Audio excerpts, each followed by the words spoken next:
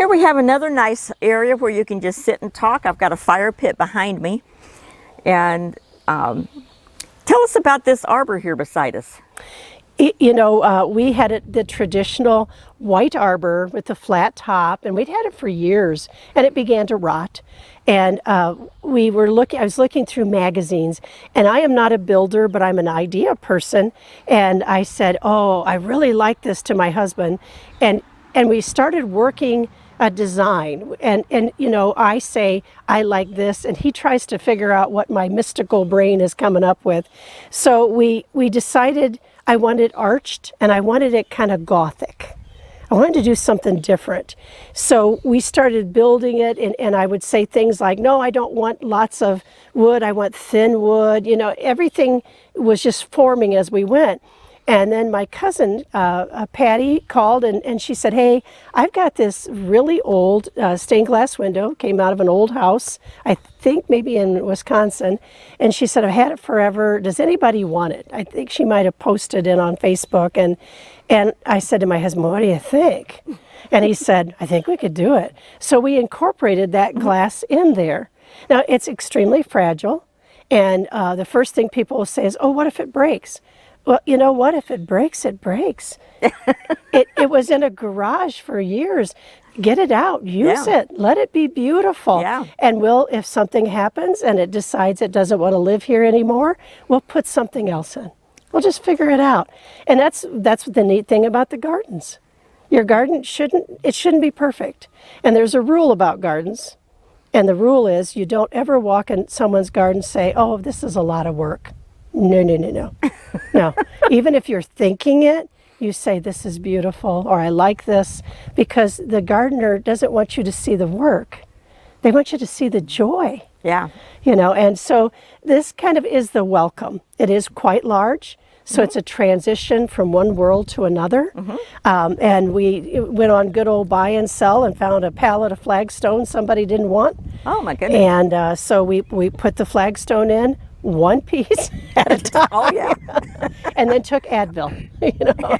But we got it in. And so I do like that gardens, I like transitions. You know, and if I could afford a beautiful stone fence and a stone gate, that'd be lovely. But this is my version of something that brings us from one world to another. I think a stone wall with a stone gate would make it too formal. I think in my opinion. It's very hidden. Yeah. it's very reclusive. But yeah, and my garden is more like, y'all come in now. That's right, and that's one of the things I like about it. Another thing that I like that you've done is your use of materials. Your pathways aren't all, you know, perfect brick, you know, patterns put together. You've got bricks here, you've got pavers over here, you've got flagstones over there, you've got mulch in the back. We'll be back there in a few minutes. You've got a wood path that I absolutely love. It's just everywhere you look at something different, and it's something that I really like about your garden. There's lots of things I like about your garden. I love that you love it. That brings me joy. But you know, the gardening is also about using what materials you happen to find, or that you have, or imagining it in different ways. And do you have gardening magazines? I've got tables of them. Oh, yes. And I look, and I'm always looking, and they're beautiful. But I get ideas, you know, and I go, oh, I could do that. Let's see what's in the backyard. You know? But it was very. There is not an even surface in this garden, and that is one thing I do have to warn people: is be careful of your footing. Yeah. You know, because it changes all the time. Yeah. Let's move on to another part. Okay, let's take a walk into your garden. I'm assuming these were at one time vegetable beds? They were. You know, raised bed gardening got very popular, and being a working woman, they're kind of each, you know, I could work this tonight, that tomorrow night. Yeah. But they were veggies, and oh, wasn't that wonderful, until Tanya discovered perennials, and that was the end of the veggies. Yeah.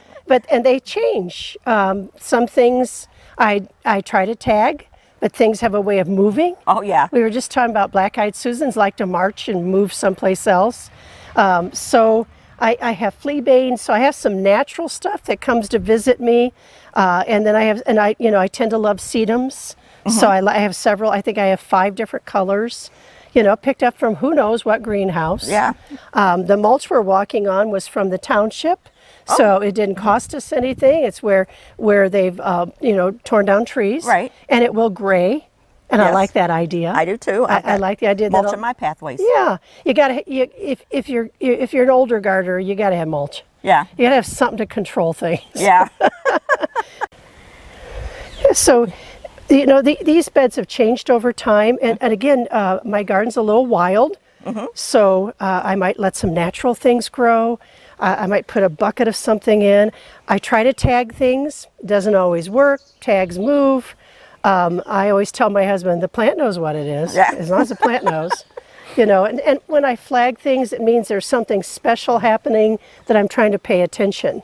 You know, I really love that you've got clover yeah. in this bed. You know, most people pull clover out. They think it's a weed. Clover, the bees love clover. They do, and you know the clover. I did pull, because I was ignorant, and the clover said, "Let me teach you," and so I just said, "You know what? You can have a spot. There you go." You know, but each one has its own personality. Yeah. So you've got some dianthus back there. Richard loves dianthus. Yes. I had to plant those for him. He also likes your little statue up there. Yes, the troll on a pole. Troll on a pole. Yep. Okay. He watches over the garden. Yep. And one time we were working in that area, and we looked up, and there was a snake, a little garter snake, curled up around him watching us. And I said, "Dude, get down here and start pulling weeds." I just saw a little house wren in that bush right there too. Aw. The dianthus is kind of a neat thing. If you've not tried it, I recommend it to folks listening, because my dianthus was in one spot, and then one day it went everywhere, and I welcomed it. And that's why you don't want to be so aggressive with your garden.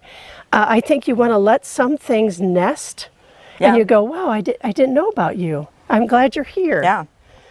So what do we have growing here with those pretty little purple flowers? This is my queen of the garden. I love this plant. It is over 100 years old. Oh my goodness. A lady had called me many years ago and said, "I have a plant that was my mother's," and she said, "I would like to give it to you." And we were going to use it in what was the Yokefellow garden at the time. I went and got her, and she told me the story. She is a comfrey, COMFREY, and this is where compress comes from. This plant actually has a fuzzy surface, which is somewhat like where they came up with the word compress.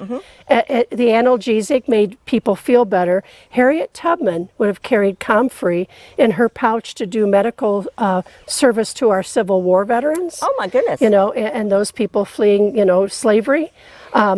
I've moved her several times. She's very happy here. She will get a little upset in the middle of the summer, and I will cut her a little lower, and then she'll come right back up. Wow. She needs a break.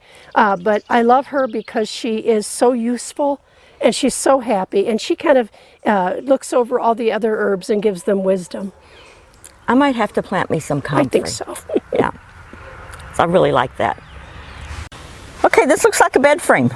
It is. This is my husband's grandfather's baby bed. Oh my goodness. Things you find in barns. No kidding. It was in an old barn, and someone said, "Would you like to have it from the Bruner farm?" And we said, well, "Of course we would." You know, so these are things that you can go to antique stores and find things for your garden that make it fun to grow. Yes. You know, and this is also an example of something that didn't quite work the way I wanted. I built a lavender bed that was raised up that had all kinds of things to feed lavender, and the lavender wanted that end, and that was it. And if you try to plant it here, it would not grow. So we're putting in some fun stuff on this end and letting the lavender have the end. You know, sometimes you fail, but in the failure, there's always a lesson. There's always something. Yeah. So this kind of gives it a nice little edge. Then I had some rocks, and I said, well, just put those there. You know, and, you know, I had planted, we talked about dill. Warning to all of you, you know, dill is a dangerous thing. I had planted dill where I wanted it to be, and it grew wonderfully in exactly another spot. So the dill is all over there, wandering around somewhere else and not where I put it. But, you know, but in a wild garden, that's welcome. Yes, and that's one thing that I've learned in my few years of gardening is that you can plant a plant where you want it, but it's going to grow where it wants to grow. Right, which is neat, yeah. isn't it? Yeah, so you might as well just accept it. And let it seek out a spot. And Yeah. so my intention was to make, notice these are not raised beds, these are all ground level. And my intention was to make this kind of an herb area. And although I do have a few herbs here, other things have come to visit, like the dianthus that just showed up one day. So I let it go. I'm letting the dill invade where it wants. But I told it I'm going to walk on it. So fair warning, dill, I'm coming through there. But I think herbs, mixing herbs and flowers, and maybe even then putting some tomatoes or some sweet corn in odd places, that makes it fun. Yeah, I planted a tomato in my flower bed this year. Yes, yes. And you know, someone's out there going, there's a tomato in her flower bed. She has violated a rule, you know, but fortunately there are no gardening police. There are people that pretend to be police on the internet and tell you things. Don't listen to them. No. Be do what you weird. want. Just be weird, because weird, nobody expects you to be normal. Well, I plant plants in the wintertime to grow to put out in the spring, and I can't plant just like, okay, I want to grow 6 tomatoes, so I'll plant 6 tomato seeds. I planted 6 different varieties of tomato seeds, and I've got tomato plants coming out my ears. And I had this one that was like this tall, and my husband said, you've got to get that in the ground. I said, I've run out of pots. My vegetable garden is in pots and raised beds. I said, I've run out of pots. And he goes, well, there's an empty spot right over here. Why don't you just plant it there this year? Good for you. So I've got a tomato plant in my flower bed. Why not? I like your pink chair. Yeah, I think that came from one of the places in town, and you got to have a place to sit in this area, so that's my place. And I really like this in the winter. This is one of my places I will come and sit in the winter. Oh, really? And look over the garden. You know, she's got some variegated horseradish. You know, we've got a little bit of, in the raised bed there, we've got a little bit of the rosemary going. This plant that's right behind me is tansy. And it's just, I was telling you, I went to a place where a lady was gardening that was going out of the perennial business. And she said, well, you can have it. It's like $5. Those are the sweetest. Scratch and dent are the sweetest. And so I have tansy, and I think something called bishop's britches. I don't know. The plant knows what it is. But this kind of shows you, when you like to garden, you want to mix things. If you want to. I mean, I like to mix the different leaves, the colors, the structure of the leaf. That appeals to the artist in me. I'm not an artist, but I appreciate art. Yes. That's art, and I like that. I like this. This gives it a really nice pop of color. Yeah, it does. It doesn't have flowers on it. Yeah. No. Does it ever get flowers? I don't remember. Maybe. And you know, if you're doing your garden and you want to just highlight an area, this cost me all of like $25 to just go out and get these simple block, and you can make them shapes. You know, and it gives, and so this is basil, and it just kind of lifts it up and gives your garden a little more punch to it, and not expensive. Yeah, that's my kind of gardening. Well, we've got lots of pretties in this garden. I see these are daisies. Yes. Daisies are my favorite. Aww. I had carried daisies in our wedding. Aww. And a friend of mine baked our wedding cake, and she hand-piped 220 daisies for our wedding cake. So I have a big patch of daisies in my garden. What else have we got in here? I see are these daylilies? I believe those are Asian lilies. Yeah, those are Asiatic. I can see that by the stems. And I do have regular the daylilies that have not yet, come to bear. And a little bit of this, a little bit of that. I love peonies. I know they're very limited time, but they're still welcome in the garden. So there's a little bit of everything going on. And these are new this year. My cousin brought them from her garden, which is filled with them. So we call them patties. Rather than daisies, but this, and then we got cone flowers, and cone flowers are another thing like dianthus that just moves. Yes. So all of a sudden cone flowers came to be here, and some wild carrot that just showed up one day and said, I will take over, and I've let it had a couple things. And I see you've got a penstemon beard tongue. Oh, wonderful. I'm your- so glad it has a name now. And yeah, it's a penstemon beard tongue, and it's a native. Oh, wonderful. I have these in my garden, and that's another one that's going to move around. I don't know how long you've had it. Oh, yeah. But probably 3 years? Yeah, it'll move around. It'll I start like moving that. now. Mine was about 3 years before it started moving, and mine yeah. moved clear across the garden. I mean, it wasn't Oh, a total. yeah. I thought, where did that come from? Maybe you go wherever you need to. Yes, I didn't move it. I left it right there. Yep. Yep. So in this area, this originally, again, no raised bed over in this area. This was going to be my lilies, you know. So yeah. that started, and there used to be a mulch called cocoa mulch that is no Yes. longer around. There's been some problems with animals eating it and getting sick. But this was supposed to be such a nice, everybody in their place. And I should have known the whole place was going to go wild again. I see you've got strawberries down I here do have too. a little bed of strawberries. And my garter snake, who's named Fluffy, loves to eat them. So he doesn't he takes one bite of each strawberry. course. and so we just eat the rest. We have no problem with snake cooties.